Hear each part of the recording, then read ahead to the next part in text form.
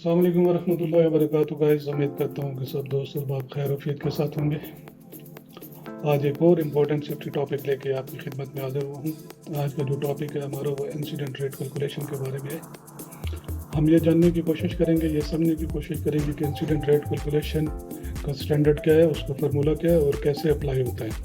तो सबसे पहले आपके लिए जो इम्पोर्टेंट है कि आप ये जानें कि कौन से स्टैंडर्ड के मुताबिक हम इंसिडेंट रेट कैलकुलेशन करते हैं। तो जो स्टैंडर्ड है उसको कहते हैं ओशा 29 CFR 1904 recording in reporting occupational injury. तो ये है स्टैंडर्ड जिसके मुताबिक हम इंसिडेंट रेट कैलकुलेशन करते हैं। अब हम ये जानेंगे कि उसके पीछे फार्मूला क्या होता है जिसके हिसाब से हम इंसिडेंट रेट कैलकुलेट करते हैं किसी भी कंपनी या ऑर्गेनाइजेशन का।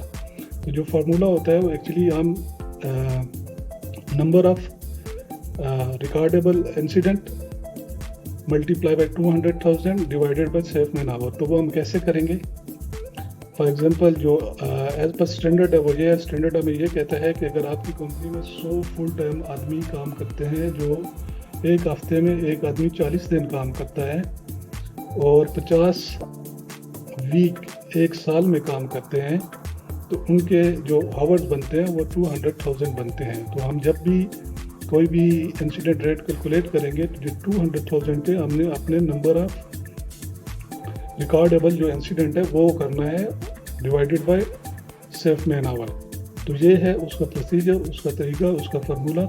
याद रखना कि जो आपका 200,000 पे ही आपने आपके नंबर ऑफ इंसिडेंट जो रिकॉर्डेबल इंसिडेंट है उसको मल्टीप्लाई करना है और सेफ मैन आवर के साथ आपने उनको डिवाइड करना है। तो आइए मैं आपको एक एग्जांपल देता हूँ। फॉर एग्जांपल हम कंपनी लेते हैं जिसका कंपनी का नाम है XYZ, और कंपनी में जो नंबर ऑफ एम्प्लॉयज़ हैं या जो वर्कर्स हैं, जो काम करने वाले लोग हैं, वो हैं 60।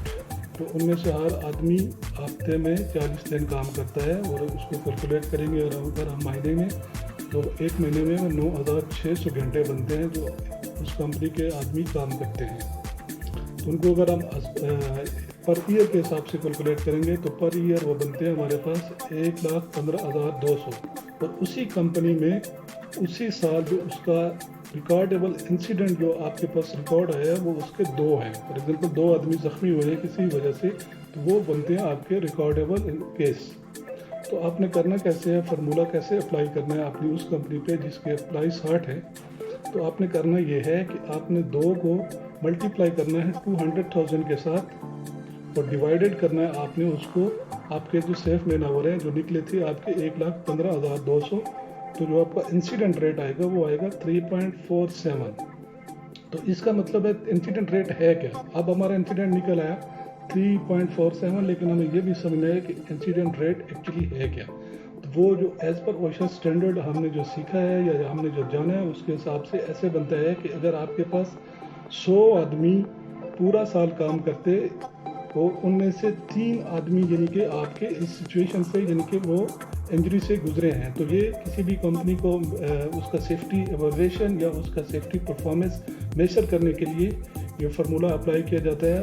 और अगर किसी भी कंपनी का इंसिडेंट रेट बढ़ता है तो इसका मतलब है कि वो कंपनी कहीं ना कहीं सेफ्टी स्टैंडर्ड या सेफ्टी जो इम्प्लीमेंटेशन है उस पर लेक्स कर रही है। तो ऐसे ही जैसे ही आपके नंबर बढ़ते जाएंगे जितने भी हैं, फॉर एग्जांपल आपके पास 2 मिलियन सेफ मैन आवर हैं, एक साल के आवर्स आते हैं और आपके जितने भी इंसिडेंट रेट आते हैं उसको आपने ऐसे ही कैलकुलेट करना है। फॉर एग्जांपल आपके पास 5 रिकॉर्डेबल इंसिडेंट नंबर आए हैं और आपने उसी को multiply by 200,000 and divided by 200 million करना है, तो आपका जो इंसिडेंट रेट है वो करेक्ट निकल आएगा। तो ये है method and procedure incident rate निकालने का।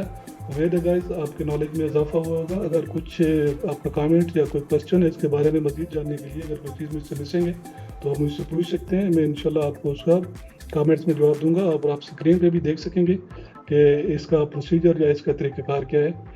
तो दैट्स इट गाइस, ये था हमारा आज का टॉपिक। उम्मीद है इससे आपके नॉलेज में इजाफा होगा।